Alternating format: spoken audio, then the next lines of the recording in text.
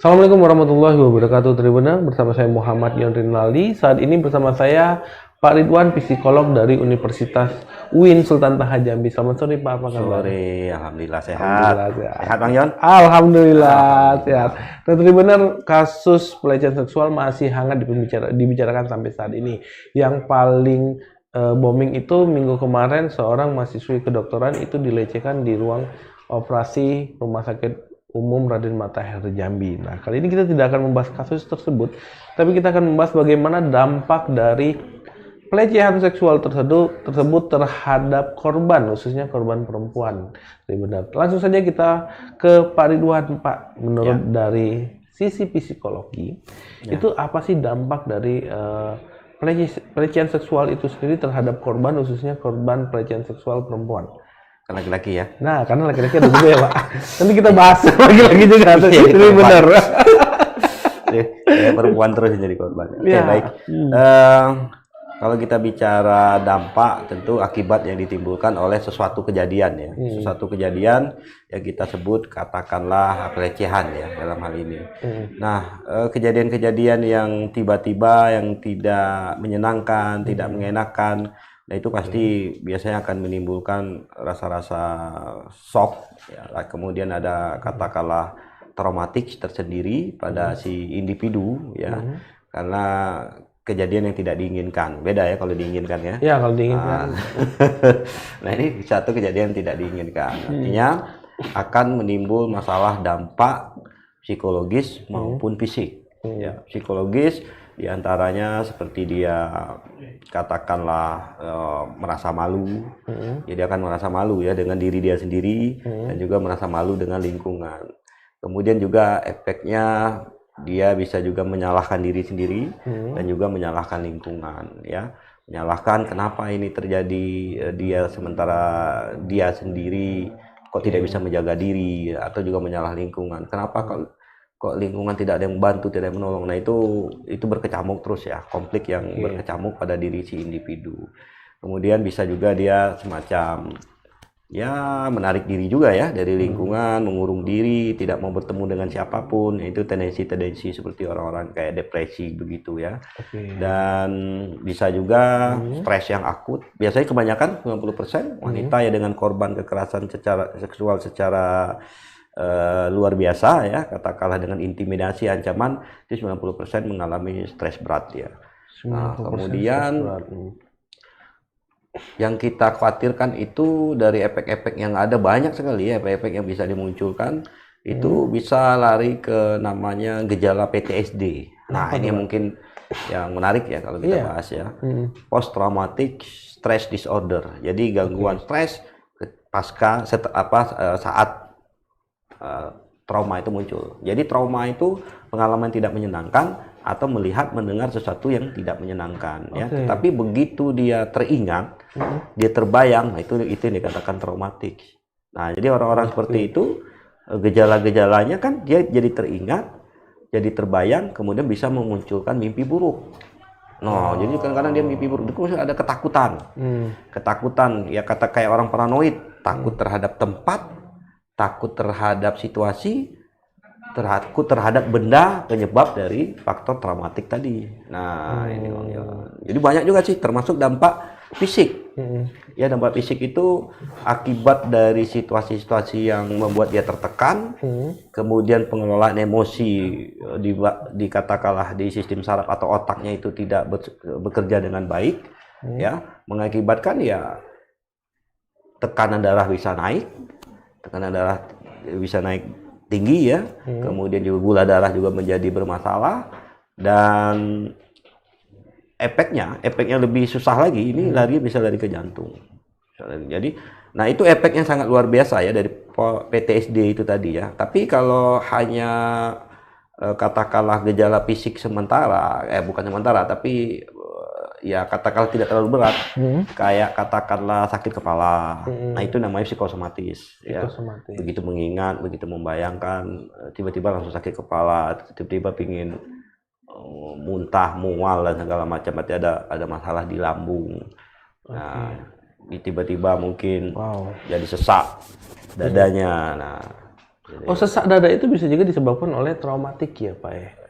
Traumatik itu bisa menimbulkan ya katakanlah tadi gejala-gejala sakit secara fisik akibat bukan karena akibat katakanlah penyakitnya, tetapi karena permasalahan-permasalahan secara psikologis yang mungkin tidak bisa ditangani dengan baik oleh diri dia sendiri. Akibatnya tubuh tidak mampu merespon itu juga dengan baik. Sama kayak Mas Banyon lagi banyak pikiran. Padahal nggak kena hujan, nggak kena panas, tiba-tiba sakit kepala kan. Nah, itu namanya psikosomatis. Wah, ternyata psikis ini juga jadi melebar iya. Mana-mana. Dan potensi-potensi orang bisa dengan satu gejala, misalnya hanya ketakutan saja, tapi juga mungkin dengan gejala lain, dia mimpi buruk. Dan itu kita sebut kalau situ berlanjut dan terus-menerus bisa paling tidak 1 bulan kejadian itu masuk dalam ranah PTSD. Post traumatic stress disorder. Itu gejala yang sudah ya katakanlah akut lah ya. Iya. Nah, kalau Tribunner lihat mungkin minggu kemarin, Jumat kemarin ya Pak ya, kita juga ngebahas bahwa kita menyinggung sedikit bahwa korban dari pelaku pelecehan seksual ini tidak hanya perempuan sebenarnya, tapi laki-laki juga ya Pak ya. Artinya laki-laki yang mana pelakunya laki-laki, korban laki, atau pelakunya perempuan justru korbannya laki-laki. Bisa ada kemungkinan ya Pak ya. Nah, kalau kita tarik dari tema kita kali ini, dampak pelecehan seksual kepada perempuan, mana sebenarnya lebih kuat laki-laki atau perempuan dalam menghadapi dampak dari pelecehan seksual ini? Ya, semuanya tergantung individu sebenarnya. Tapi kalau kita coba menganalisis bagaimana kekuatan seorang lelaki menghadapi semua masalah dan perempuan menghadapi semua masalah, lelaki mungkin bisa lebih kuat karena lelaki itu dasar pemikirannya itu lebih rasional. Tapi kalau perempuan dasar pemikiran itu lebih emosional. Segala sesuatunya lebih dipikirin, lebih dia kalau lelaki kan dia lebih lepas, lebih bebas. Maka kecenderungan laki-laki ketika dia punya masalah dia nongkrong sana nongkrong sini ya, seperti bagian dari katarsis dia atau lari dari masalahnya seperti model-model banyak bermain. Tapi kalau perempuan kebanyakan dia menarik diri jadi. Nah, menarik diri ini kan tanpa dia terlibat intensitas dengan komunikasi, sosialisasi dengan orang lain itu kan lebih susah lagi ya, mengurung diri, nggak mau ngapa-ngapain, dan nggak mau makan, nggak mau minum. Nah itu kan lebih susah lagi, orang nggak tahu. Tapi ketika dia banyak berinteraksi dengan dunia lain, sosial dia, interaksi itu mungkin dia akan bisa melepaskan itu. Lebih efektif. Oh, jadi sebenarnya dampak terhadap perempuan ini lebih cenderung parah ya, ketika hal tersebut dialami oleh laki-laki. Perempuan. Jadi perempuan itu lebih. Laki-laki perempuan. Nah ini efek Piala Dunia kan nih Pak. Pak, kita tadi bicara efek. Terus kita bicara kemarin Bapak sudah bicara tentang tempat bisa di mana saja gitu Pak ya. Nah, kalau sekarang kita bicara tentang kira-kira nih, apa sih yang menyebabkan pelecehan seksual itu terjadi? Kan kemarin sudah dikupas banyak nih. Nah, yang ingin saya tanyakan itu, apakah pakaian itu juga bisa mempengaruhi terjadinya pelecehan seksual? Karena di pakaian itu kan mengundang ya, sifatnya mengundang. Tendensius laki-laki sangat tertarik dengan yang model seksi, yang kemudian kelihatan bentuk tubuhnya. Itu kan tendensius setiap laki-laki normal. Mungkin Bang Ion ya, kalau normal ini normal. Ini khawatir kalau Bang Ion nih lihat hal demikian. Selama masih normal Bang Ion itu akan bermasalah buat setiap para laki-laki dengan hal yang demikian. Ya.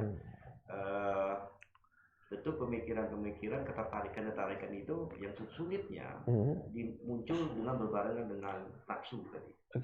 Nafsu ini kan yang berbahaya. Nah, ketika nafsu itu muncul, pengendaliannya menjadi sulit. Maka kadang-kadang orang tidak lagi memilih tempat. Ya, pengendalian menjadi sulit ketika dia sudah sampai memuncak. Ya, dan ditambah orientasi fantasi yang muncul, ada keinginan relasi kuasa di sana untuk menguasai si individu, udah nggak ngeliat lagi tempat dimanapun. Maka kemarin yang kita pernah sampaikan, hal-hal sama orang tak dikenal bisa terjadi, kayak di kereta, gitu kan. Ketika ya katakanlah dorong-dorongan itu muncul, dan dia diiringi pula dengan masalah-masalah dia secara pribadi, entah dengan keluarga, entah dengan siapapun, itu bisa saja terjadi. Ya, orang lost control ketika bermain di ranah emosi. Katakanlah nafsu itu kan bagian dari emosi. Nah itu lost control. Jadi udah ada situasi lagi ya. Jadi memang disarankan buat karena dampaknya terlalu besar. Memang disarankan untuk para wanita untuk memproteksi diri mereka lah dulu ya Pak ya. Biar jangan kejadian seperti ini jangan terjadi pada diri mereka. Siapapun lah ya. Siapapun. Yang ada, jangan mengundang. Jangan sama dengan Bang Ian punya rumah, Bang Ian buka aja tuh pintunya dari pagi sampai malam.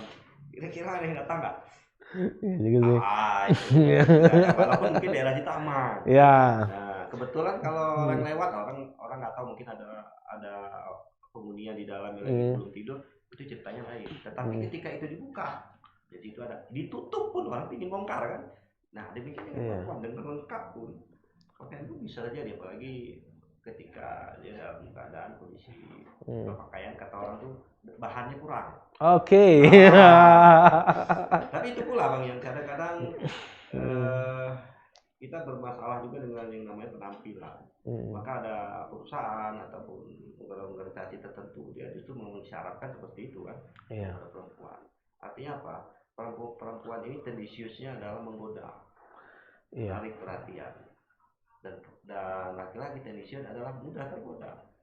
Nah, gitu kan. Nah, ini jadi cocok sekarang itu. Ini kan berbicara tentang kadang-kadang bisnis juga ya. Maka ditaruhlah orang-orang yang bisa mengundang orang lain untuk hadir, datang minimal untuk cari tahu. Kalau udah cari tahu kan ujung-ujungnya kemungkinan besar udah selling ya. Besar, ada penjualan. Oke, ini para tertentu ya. Para tertentu itu juga bagian dari strategi. Ya, jadi ini Pak ada statement aku pernah baca dan dengar di beberapa sosial media untuk beberapa komunitas lah ya. Mereka bilang jika pakaian itu dijadikan salah satu alasan pelecehan seksual, bagaimana dengan yang terjadi di Barat? Karena pakaian orang-orang Barat, pakaian orang dunia Barat itu terbuka. Gimana tuh Pak? Ini konsep yang berbeda ya. Kita bicara budaya, sosial, katakanlah karakteristik di suatu tempat. Mungkin kalau di Bali ya, kita nggak usah jauh-jauh ke barat ya. Di Bali aja gitu. Biasa, gitu kan. Jadi orang ketika pemikiran menganggap hal itu suatu biasa, itu ketertarikan secara seksual kan tidak muncul. Oke. Iya. Nah ini kan mindset di pikiran ya. Suatu tempat yang itu tidak biasa menjadi kelihatan seperti itu kan bisa membuat ketertarikan secara seksual itu muncul. Nah kita nggak usah jauh-jauh juga, budaya-budaya kita juga kan tidak semuanya dengan pakaian-pakaian yang tertutup kan. Iya. Ada budaya tertentu, daerah-daerah tertentu juga, tapi dianggap biasa. Nah, hal tempat yang tidak biasa ini ketika itu sering atau terlihat, nah itu kan bisa memancing. Dan orang akan menyesuaikan sendiri sih sebenarnya dengan situasi-situasi itu. Kalau kita di barat mungkin juga tidak terpancing ya Bang Ion. Ya kan? Yang perlu saya kali di ke barat. Itu menguji iman itu Pak. Jangan ke Ukraina.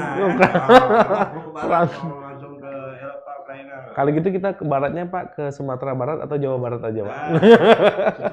Sumatera Barat itu namanya tempat wisata itu kan katakanlah potensi untuk masuknya model-model pakaian, masuknya model-model katakanlah kebebasan itu nggak bisa dihindari. Tapi hebatnya di daerah tertentu Sumatera Barat dia bisa menambah misalnya dengan wisata syariah gitu ya, sehingga akhirnya memang itu bisa terjaga. Orang akan memaklumi situasi tempat itu harusnya seperti ini atau di tempat tertentu harusnya seperti itu. Nah, tapi budaya lokalnya ya tidak dia hilangkan, termasuk pendekatan religiusnya juga ya munculkan gitu ya. Pada tempat yang lain mungkin no problem yang bermodel begitu. Wah ini menarik ini benar di tengah kasus hangatnya undang-undang KUHP RUU yang aku setuju sih dengan yang Bapak bilang, kalau di wilayah-wilayah tertentu memang kita bisa menjual budaya gitu kan, seperti misalnya di pura ya, kalau di Bali itu kan pura kan orang kalau ke pura kan harus pakai apa ya Pak? Kain ya. Wah, itu keren.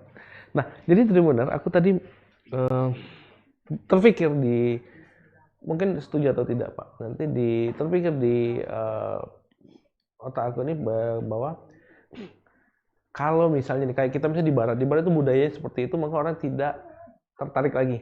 Berarti seperti gini kalau aku pikirnya itu. Kalau kita biasa makan nasi dengan rendang itu tiap hari, terus kan bukan menjadi hal yang istimewa ya Pak. Tiba-tiba datang steak satu piring dan itu diperebutkan 5 orang, otomatis akan terjadi Apa ya, kemunculan dia tarik yang luar biasa ya. Iya, karena sesuatu yang baru kan. Bang Yon masuk sekolah kejuruan teknik, ceweknya jarang untuk keluar oleh cewek gitu. Nah, itu demikian juga kalau masuk sekolah kejuruan SMK misalnya. SMK masak. Masak, nah. Cowoknya kurang. Nah, itu bisa saja sih terjadi. Tapi kalau kita kaitkan dengan bahwa itu mau seperti di barat, ya tentu kita harus berpikir ulang. Kita apakah mau masuk budaya orang sana atau mempertahankan ciri khas kita tersendiri gitu kan. Nah, kalau kita mengikuti sana ya berarti hilang identitas kita sebagai orang bangsa ya. Itu kehidupan. Iya sih, benar itu. Tribunner, kayaknya sudah cukup panjang obrolan kita ya Pak ya. Di sore hari ini mungkin kita akhirin dulu bincang-bincang kita kali ini, karena katanya tadi Pak Riwan juga ada wawancara lagi ya Pak. Sudah selesai ya. Ya, sampai di sini dulu Tribunner, bersama saya Muhammad Ian Rinaldi dan narasumber saya kali ini Pak Ridwan. Sampai ketemu lagi. Assalamualaikum warahmatullahi wabarakatuh. Waalaikumsalam.